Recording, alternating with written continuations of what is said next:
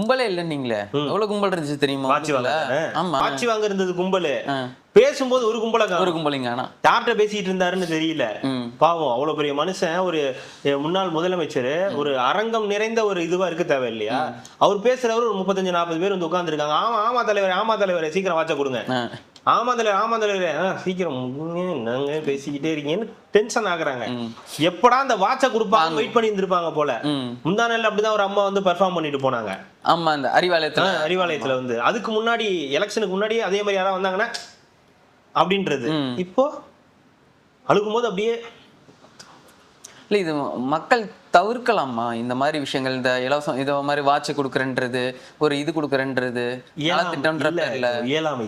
இதெல்லாம் வந்து உங்களுக்கு என்னன்னு பாத்தீங்கன்னா, நீங்க நிறைய நீங்களும் பாத்திருக்கீங்க. டிஎம்கே மீட்டிங்லாம் நம்மளும் போயிருக்கோம், நிறைய இடங்களுக்கு போயிருக்கோம். என்ன நடக்கும்ன்றது உங்களுக்கே தெரியும். இல்ல, அதுதான் கேக்குறேன். எதுக்காக வருவாங்க, எப்படி உட்கார வைப்பாங்க, என்ன கொடுப்பாங்கன்றதும் நம்மளா கண்கூடாவே வந்து பாத்துருக்கோம். நீங்க நல்லா சொல்லுங்க, நம்ம எத்தனையோ மீட்டிங் போயிருக்கோம், யாராவது விருப்பப்பட்டு உட்கார்ந்து இருக்காங்களா? இவங்க பேசுறது என்னைக்காவது கேட்டிருக்காங்களா? முடிச்சிட்டு போகும்போது ஒண்ணு கொடுப்பாங்க, அது வாங்கிட்டு எப்படியாவது உட்கார்ந்துருக்கும் போதே தெரியும்.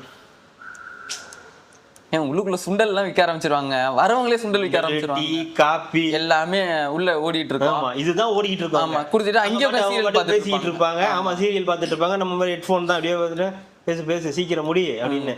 இவங்க அந்த நேரம் பார்த்துதான் மாசு வரணும், காசு வரணும், பீஸ் வரணும்னு உட்காந்துட்டு இருப்பாங்க.